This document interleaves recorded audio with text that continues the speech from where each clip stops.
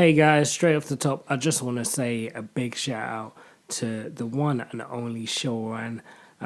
Some of you may know Sheryl-Anne. She is a friend of mine that I grew up with or alongside with. We went to school together, and also went to the same church for a long time. Unfortunately, she recently passed away, and I just wanted to give a quick shout out to her. So rest in peace, Sheryl-Anne. She was always, really into dancing, drumming, music, fashion, and yeah, she just had a real love for life.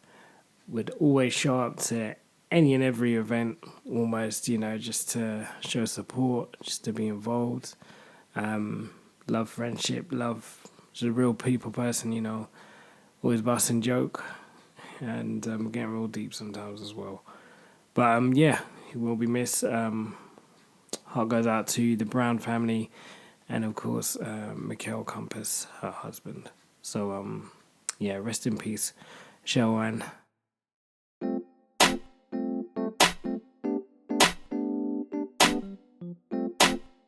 Hello, welcome to the Real View Show. Real views with real people, or in this case, real person. Once again, it's me on my own. My name is Miles, aka Miles Reviews. I've been doing reviews on films and TV, bit of music discussion as well since the lockdown, and now I have a podcast if you didn't know already. Episode 5, here we are. It's been a while again. Sorry guys, but world's opening back up. This is how I do. This is me. I've been back gigging now, which is great, fantastic. Getting a little more paper as well, which is good. But singy. If you're interested in checking out some of my gigs and you're in the Kent area, I also go by @Miles Rhetorical. That's Miles with a Y and Rhetorical. Miles Rhetorical. You can check out where my gigs are going on there. So yeah, check them out real soon. Oh yeah, just quickly, I want to shout out to my beautiful, amazing, wonderful wife, who has recently just had a birthday. I won't say how old she's become, but we celebrated her birthday on the 14th. Well, it's a weekend bonanza, really. It might go on for the whole month, who knows. But yeah, shout out to my lovely, wonderful wife, Ebony G. Boo, boo, boo, boo, boo. Yeah, big ups. Happy birthday, babes. Okay, it's been a while, so obviously there's a lot to talk about. We're just going to sort of fly through the news real quickly. And today's show is a superhero showdown. So basically, we got 3 different streaming services. We got Disney Plus, Prime Video, and Netflix. Disney Plus obviously had The Falcon and the Winter Soldier recently, which wrapped up. Then we had Invincible on Prime Video, and we've recently had Jupiter's Legacy on Netflix. I have consumed all 3 through my eyeballs, and I'm ready to talk about them a little bit. So we're getting to that. But first of all, a bit of movie news. Oh yeah, and also guys, just to say there are time codes in the description, so you can skip ahead, skip forward, time travel through the episode at your will. Right, so first of all, you might have heard about this, or you might have not. You might care about it, you might not. But anyway, I find it interesting. Sister Act 3 may be happening. Apparently, Tyler Perry, according to ShowDowN, Tyler Perry is to produce the prequel for Disney Plus. So the 3rd installment of Sister Act. I think it's going direct to streaming on Disney Plus, and Tyler Perry will produce it. Interesting. I mean, my wife's reaction to this was like, no, leave it alone, put it down. Now, for me, if it's done right, it could be fun, whatever. I don't think we'll ever hold up to what the originals had, because there's a kind of, especially when you leave a sequel for so long, like, Coming to America being a prime example, there's kind of like a vibe that you can't really catch again. Although Coming to America 2 was, fun in its own way, it definitely wasn't as good as the original, in my opinion. And I feel like the same thing will happen with this Sister Act prequel. But, I don't know. The fact that Tyler Perry is attached to it does slightly concern me, only because with his stuff, for me, it's a bit hit and miss. It's a bit Marmite, Sometimes I really enjoy it, and sometimes I just like, ugh. And other times I enjoy it, but for the wrong reasons, Them ones where it's so bad it's good kind of thing. So I don't know. But, man knows his stuff, knows his audience, knows music.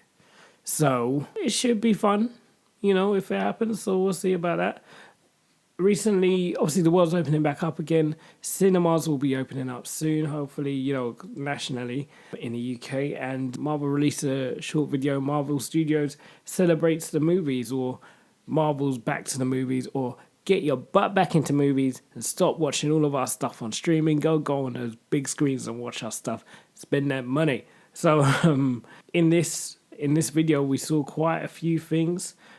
First of all, it was really, not to deep it, if you've seen the video on YouTube or wherever, it is quite like kind of emotional. Stan Lee's talking about like the cinema and that, and then they play little footage of the opening night of Avengers Endgame, and that reveal when all the Avengers came back and Cap said Avengers Assemble, and the crowd just went wild. Which again, I just wish I watched that movie with nerdier people. Don't get me wrong, I had a great time when I went to see Avengers Endgame at the cinema, but if I had some nerdier people, man, I would have even had a better time, you know what I mean? But it is what it is, so I'll accept it, whatever. But yeah, I've missed the cinema, and it did kind of invoke that, that togetherness and just that, sharing experiences, man. So yeah, looking forward to that, man. With that as well, they rolled out a bunch of trailers and teasers for their upcoming movies this year and next year. So basically, what are we on now? Phase 4 of the movies, okay? So kicks off with Black Widow, which is scheduled for release 9th of July. I believe that's not changing now. That is what it is. Possibly still going on streaming, but also going to be in the cinema. You got Shang-Chi and the Legend of the Ten Rings. Shang-Chi and the Legend of the Ten Rings in September. You got Eternals in November. Spider-Man No Way Home at December. And then next year you got Doctor Strange in the Multiverse of Madness. Thor, Love and Thunder. Black Panther, Wakanda Forever. The Marvels, Ant-Man and the Wasp, Quantumania, Guardians of the Galaxy 3, and Fantastic Four. Don't know if it's coming next year, but it's more than just a logo now, people. It's more than just pictures. It's happening. They're bringing Fantastic Four into the MCU, so that should be very exciting. Yeah, see you at the movies, basically. So out of those, which one are you most excited about? For me, I obviously Black Panther, Wakanda Forever. I'll talk about that a bit more in a minute. But I think off the top of my head, I'm most interested in seeing Shang-Chi just because it's different. Yeah, it's mostly Asian cast as well, so it'll be cool to see Asians as the titular heroes and that kind of thing.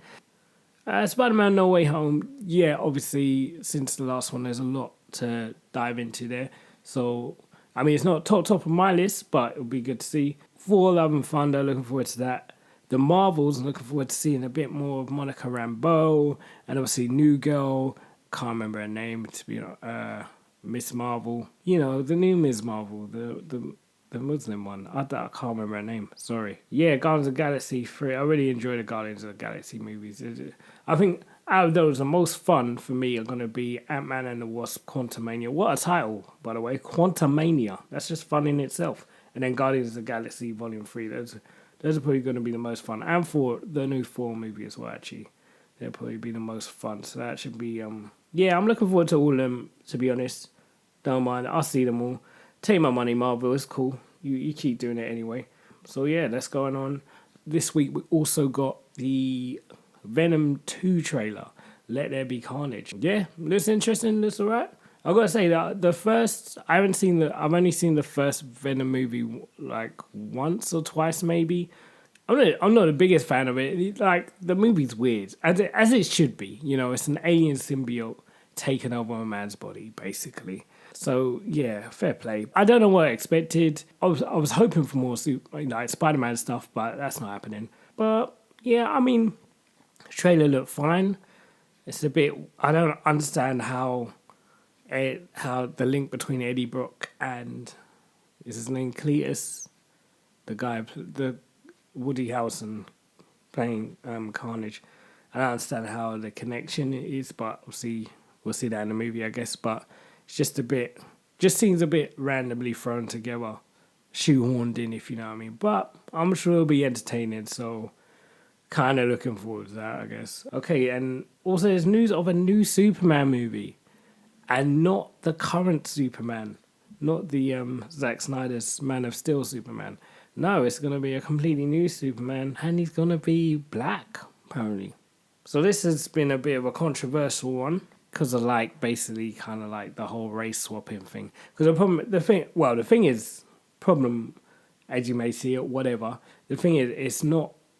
Apparently, it's not going to be a new. So in the comics, there are a couple of black Supermen. One called Valzod. Can't remember the other dude. So yeah, there are a couple of black Supermen in canon in alternate universes or dimensions, however it works, or alternate Earths. I think they go by in DC. But this one apparently is going to be Clark Kent, and all I'm saying is black, white, Asian, whatever. Yeah, I don't really feel the need to see another Clark Kent Superman movie like from a reload. You know what I mean? Like, you know the way they just keep reloading Batman. And don't get me wrong, I'll still see the Matt Reeves Batman with Robert Pattinson. I can't even say Robert Pattinson because that's not really mine. That's shout out to Mr. Sunday Movies and Nick Mason at the Weekly Planet podcast. They they came up with that, but I can't really take it. Yeah, with Robert Pattinson, don't get me wrong, I'll fully watch that. But you know, they just keep rinsing Batman and Superman, and you know, I know that the DC world is kind of opening up more now, but in terms of on the cinema, but live action, you know, but like do some new characters. I don't need to see Batman again and again and Superman again and again. Get some new guys, you know? Like, focus on the other ones more. But, yeah, we're getting there. But, yeah, I guess with the new Superman, we'll get into that more later, possibly, depending on how much I end up talking about stuff. But, I don't know. I guess it kind of looks interesting. I don't know.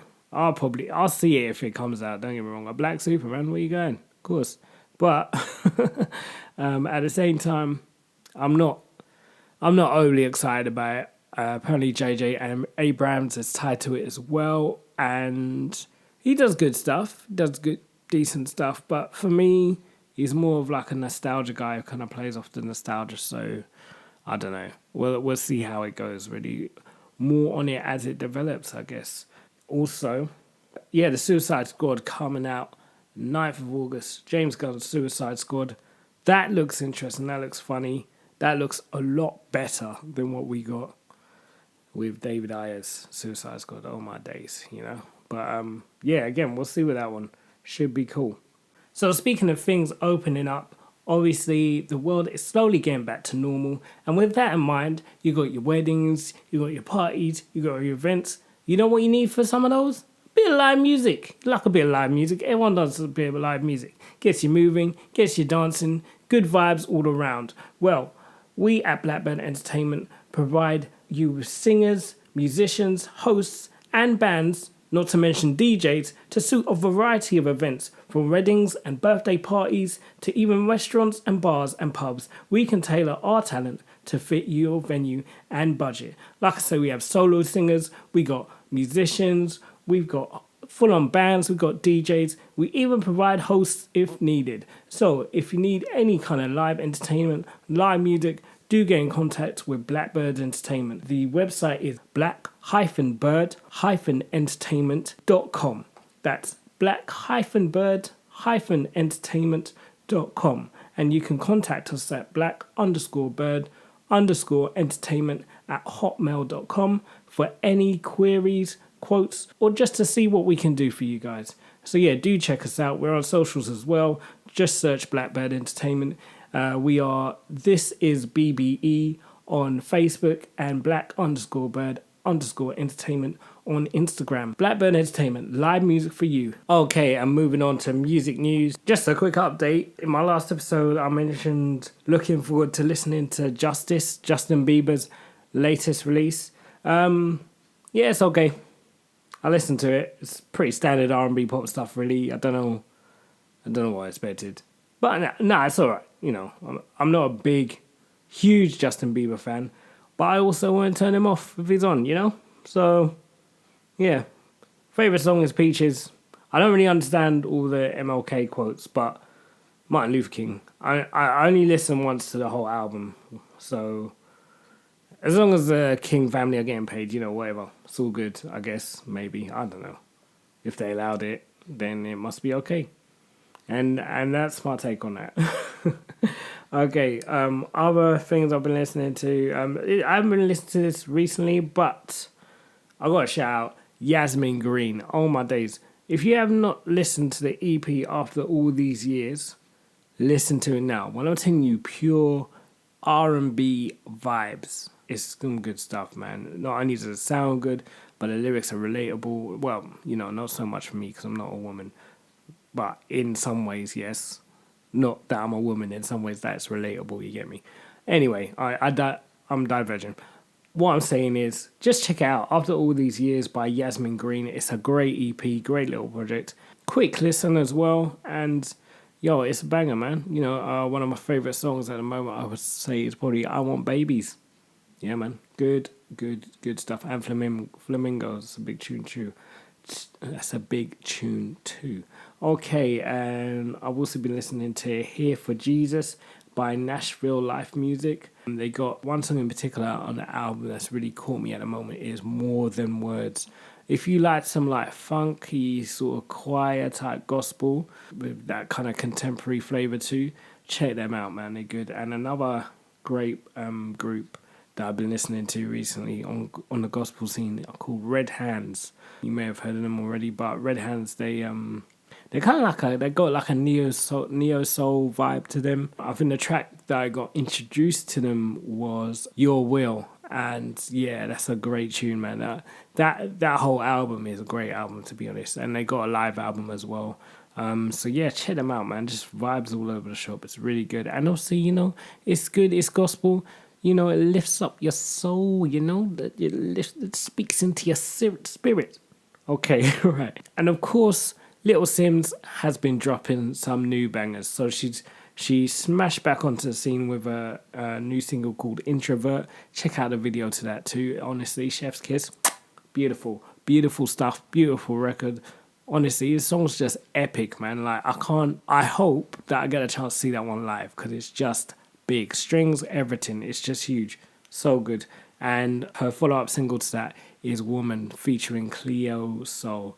This is my vibe right now. Like the wordplay and everything, and just her bars, the flow, the tune, the beat. Again, the video, the visuals are just so correct, man. Like she's doing big things. Just if you don't know about Little Sims already, get involved. I'm telling you, you're missing out. It's so big. Also, another tune I've been banging at the moment is Pretty Brown Skin by Eugene King. Oh my gosh, this song is just so cool, man. I think I'm late to the game on this one, but I love this song, man. It's so cool. It's so affirming to our sisters, to our queens, our princesses, to any little girl really who's some little brown skin girl, to any grown woman with brown skin, all them ones, really good affirming stuff in there. So yeah, definitely check that one out. And also, I just got to give a shout out to Toby Nugwe. I probably butchered your name, and I shouldn't. I was like, Ghana boy. How can I say it wrong? You're my next door neighbor. But yeah, Toby Nugwe. He is a Nigerian rapper from Texas, Houston, and honestly, he's just got a whole like kind of cool sort of vibe to his rap style and to his music, but also his videos. The visuals are so cool. Honestly, it's like you're watching like, I don't know, like a New Line fashion ad or a new perfume ad, but it's actually like really good visuals, music and everything with it. And his wife raps as well, and sometimes there's little babies featuring the videos, which is so cool. There's one song called Eat, which Kev on Stage and that chick Angel have done a parody of. And both of them are just as brilliant as each other, I would say. They were both on levels. Definitely check both of those out, but also just check out Toby Nugwe's music. It's great. He's done another song called Purple Rain Vibe or something like that, but uses a sample of Purple Rain, obviously, so that is really good. Yeah, and that's me on music. If you got any music I should be listening to or anything, let me know. Holler at me. Okay, so like I said earlier, it's a superheroes showdown. It's not really, I'm not going to pit them against each other. But, yeah, recently I watched 3 different superhero series. And the first one I want to talk about is Falcon and the Winter Soldier. This isn't going to be an in-depth review, so we're just going to try and get through it real quick because it's a lot to cover, to be fair. All right, so Falcon and the Winter Soldier. What is this all about then, Governor? Follows the after events of Avengers Endgame with Steve Rogers, original flavor Captain America, passing on the shield to Sam Falcon Wilson, played by Anthony Mackie, and best frenemy Bucky, the Winter Soldier Barnes, played by Sebastian Stan. There's a new super soldier threat, but can Sam and Bucky get along long enough to stop it? Created by Malcolm Spellman. So, my rating for this, just as I suspected, this, for the most part, is a great buddy cop style through ride, which nicely continued the legacy of the Shield and the characters. Tap it straight to my veins. Yeah, I enjoyed it enough to watch the first episode's action opener and the finale again, almost straight after watching, and will most likely revisit the whole series again. So yeah, that's my rewatchability factor. I'll definitely give it a rewatch at some point, I think. My favourite scene is probably Falcon's action sequence from the first episode. Also, absolutely love the appearance of the Dora Milaje in episode 4, Wakanda Forever. Also my favourite. And favourite episode is The World Is Watching, with featuring the Dora Milaje and the controversial shield smashing. Oh yeah, sorry. You know what? I didn't even say spoilers, but it's time coded. Favourite character? To be honest, it's a toss-up between Falcon and Baron Zemo, played by Daniel Barrera. Yeah, I did like... The characters in this are mostly straightforward. You know, there's not much complexity to them, you know. But I did like Anthony Mackie's take on Sam Wilson. And I enjoyed Baron Zemo, just watching Baron Zemo get up to naughtiness and nonsense and tomfoolery. So, yeah, that was fun. Quotable moments, I can't remember much, to be honest, but I do remember Sam saying the big three: aliens, wizards, and robots. So that's the MCU wrapped up for you people. All the threats come from, all the big major threats, world threatening threats come from aliens, wizards, and robots. So now we know. So that's what we had to look forward to. Notes and snowball moments. John Walker / US agent, played by Wyatt Russell, had a cool character arc. He was one of the more complex characters, to be honest. Well, in a way, you know, kind of complex, but it was interesting to watch his rise and fall and then slight rise again, I guess.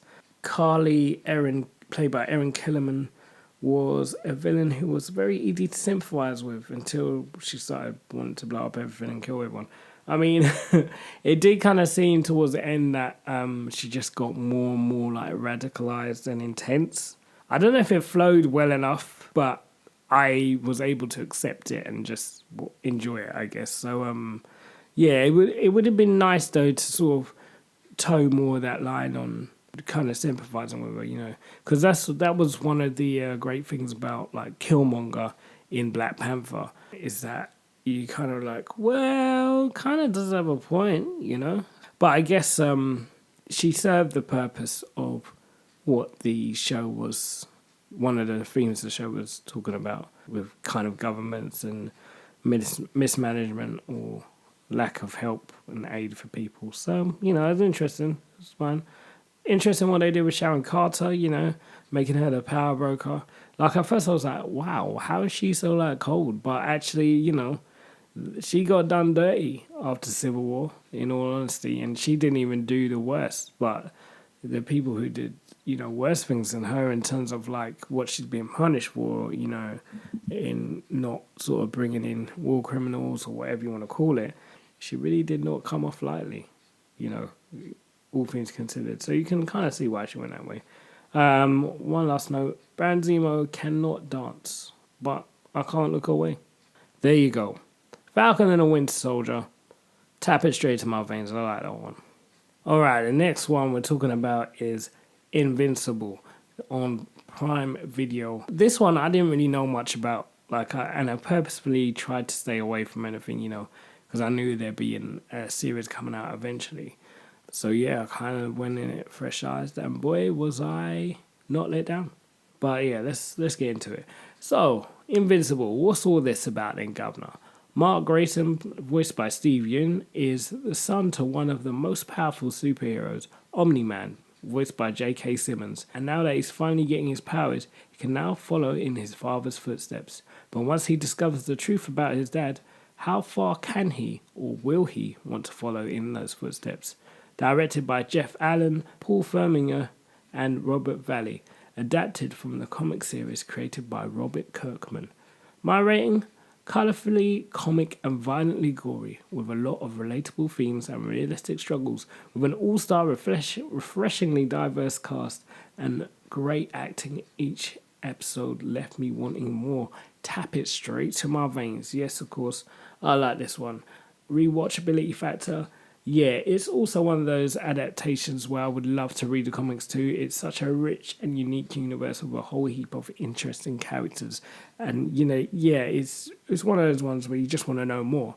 The only reason I've kind of stayed off sort of looking into it more or reading some of the comics is because from what I hear, it's been renewed for another 2 series. So I kind of don't want to I don't want any spoilers for those kind of series, even like listening to reviews and stuff on it. I've kind of avoided listening to the parts about the comics because I don't want to know. I want to see it in front of my eyes, It'd be interesting when I eventually come to read those comics, how far they strayed away from, the source material. So yeah, I really like this one. Okay, spoilers ahoy.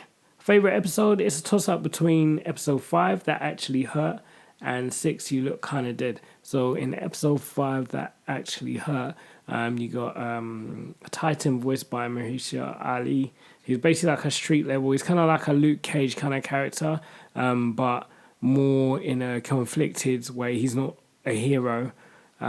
He's kind of the villain, really. He's basically the villain's muscle. This villain called Machine Head. And yeah, basically he kind of tricks Mark Grayson into helping him. And he does, but was it the right thing to do? No, well, I don't know really. I guess time will tell. But basically, yeah, he gets his butt whooped. Just trying to help the guy after his dad, Omni-Man, Nolan Grayson, made it very clear to him that he shouldn't get involved and all that. And the new Global Guardians, they also take a major hit, intervening and trying to help. So yeah, it's a really interesting episode though to watch. And then also You Look Kinda Dead. Now this one was the one where Mark went on a trip with his friend to see his friend's boyfriend at uni, and took his Mark also took his girlfriend at Amy. Is that Amber? No, Amber, sorry. Amber, voiced by Zazie Beetz, by the way. Yeah, I like this episode as well because it's really interesting just seeing the conflict of, the kind of, that old superhero trope really, or how I would describe it as a Spider-Man trope, where you got a very human problems alongside the superhero struggle. So it's very interesting to watch. And I guess more than anything, one of the episodes that stuck out to me the most, I hate sort of machine technology, human gore kind of thing, like cyborg stuff, where it's kind of a bit rawer, where you can see machine fused to bodies and all that kind of thing. I don't really like that stuff, but it is intriguing. I almost hate it as much as I don't know, the Fly type horror, where people transform into horrible monster kind of things. But anyway, again, beside the point. My favorite character has to be Atom Eve. Just most level-headed, most kind of serious. She has her conflict in that, but she's quite mature in that she's able to push her conflicts aside for the greater good. You know what I mean? She just kind of knows when to get on with it. So, mad respect to Atom Eve. Wear some trousers though. I don't mean to shame anyone. She can wear what she wants, whatever. I'm just saying. Must get pretty windy. Legs must get cold. No? Is it just me? It's superhero stuff, right? It's comic stuff. Everyone wears ridiculous things anyway. It doesn't matter. Another one of my favorite characters was Damien Darkblood. I was actually really sad when he got banished back to hell. Damien Darkblood is the demon detective voiced by, can't remember his name. Sorry. He's been in loads of stuff though. But his character's kind of like Hellboy if Hellboy was really concerned about being cast back into hell and was a bit more of a detective sleuth. It's kind of like Hellboy meets The Question, if you know what I mean. So yeah, he's got a trench coat and the hat and everything. He's just going around solving mysteries for humans to basically buy back his soul from hell. But yeah, I really wanted to see more of that character. So yeah, it's a bit annoying when he got banished, but it made sense. This series is, if you like your superhero series, especially like Justice League animated or Young Justice, but like with the rawness of the boys, then definitely watch it. And a lot of famous voice actors in it, even in smaller roles. So really good one to watch. Really, I really enjoyed. It's probably like one of my top sort of superhero things I've watched this year, in all honesty. So check it out. Okay, and now the final superhero series we're looking at is Jupiter's Legacy. This is currently on Netflix for you to watch if you have a Netflix account. If you don't, and your friend does, you know how to get around that, don't you? Probably. So what's this all about then, Governor? 6 individuals gained superpowers on a mysterious island back in 1929. Throughout the years, they used their powers to protect and defend, the usual superhero things. The leader of the group, Sheldon Sampson, aka Utopian, played by Josh Duhamel, insists a code the group must adhere to. But as they move into the modern times, the code's relevance is being questioned now more than ever. Show creator Stephen S.D. Knight adapted from the original comics by Mark Miller, who did Kick-Ass and Kingsman, Secret Service. My rating: to some extent, it's a slow burn drama featuring some action sequences exploring power, responsibility, and morality. This sandwich is filling but not satisfying. Whilst I enjoyed this show overall, some of it definitely dragged and wasn't as compelling as I would have liked, especially when looking at what else is on offer. Getting to the main story or reveals took a bit too long, which I feel took away from the shock factor or impact. It's not my favourite, obviously. For me, it was still interesting, but I found that I wasn't as captivated. I kind of kept pushing through to understand the bigger picture of the whole series or what was going to happen or what could happen. Still an interesting watch, a bit too raunchy as well, like without being too raunchy. Okay, not really too raunchy, but just like, I just feel like I like a lot of unnecessary sort of love scenes. And don't get me wrong, it wasn't like raw, you wouldn't see like nipples and stuff or whatever. But yeah, it's just like, why? I don't really... It does nothing for the story. Just imply they did what they did and move on, kind of thing. You know what I mean? I don't know if that's part of the sell, or sex sells, whatever. But I don't know if that's part of it. But yeah, for me, didn't really do nothing. Like when I compare it to like Invincible, for example, like Invincible's pacing, I feel like it was great. It's sometimes not much is going on, but it still was interesting. And then like the action picks up anyway. And then with Falcon and Winter Soldier. Yes, there were some episodes which dragged a bit or when not much happened. And I think the thing with Falcon and Winter Soldier is it would potentially work better as a movie because then you can sort of condense it and cut out all of that, kind of faffage. But at the same time, these were 2 very grounded characters. And so it only made sense for the story to be grounded along with them, you know what I mean? So I don't know. But for this particular show, in my opinion, there is just some stuff which, I found like the beginning, that sort of 1930s leading up to the island stuff wasn't really that interesting.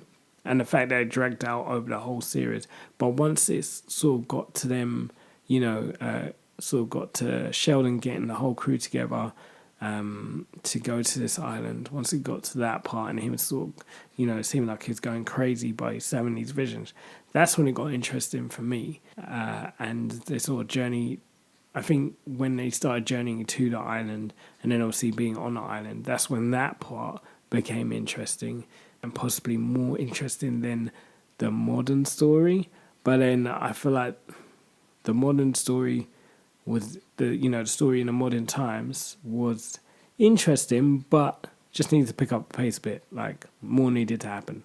It was more just like moany youngins talking about, I don't want to, I'm going to have to be like my dad kind of thing. Like, I didn't really care for, like, Brand. And Utopian just got a bit annoying after a while because just this, it's like, dude, like, you got to relent somewhere. This code is getting people killed kind of thing, So it had some interesting themes, like the whole, like, if the police or the army can use lethal force, then why can't, superheroes doing what we do? Which, and obviously police killing people isn't ideal or great. It isn't good because a lot of the time it's been abused and not done for the right reasons. And I guess that's why he's so adamant about this code. But yeah, I just felt like the way it played out could have been a bit smoother, a bit quicker. I don't know if they needed as many episodes or just to cover so many things. Okay, so probably I kind of got into spoilers there anyway. Oh no, wait, rewatchability factor. Unless the next series really compels me to, I don't think I'd revisit this one, to be honest. I don't see myself rewatching it unless it's for like an in-depth review or something. Okay, spoilers ahoy. Sorry, I think I already spoiled some stuff, so sorry about that. It's a really bad episode in terms of spoilers. Just, I'm sorry. Favorite episode? Didn't really have one. Favorite character? Hutch, played by Ian Quinlan. He's the guy with the what's that thing called? I can't remember what you call it, but it's like a stick that transports him anywhere. That was really interesting. I think in general, I definitely found the morally grey or villainous characters more interesting than some of the other main ones, particularly Hutch. Not sure exactly what he's trying to achieve, but would like to find out more, So he was quite an interesting character with his sort of ragtag band of, thieves or whatever they do. Notes. I don't really have much notes on this, but before I go into notes, another character I found interesting was Walter's daughter. I can't remember what she's called now. But yeah, I just found her character quite interesting. Had quite an interesting skill set. Yeah, for the most part, I feel like she was kind of underused here. Yeah, I wish she didn't get killed so quickly.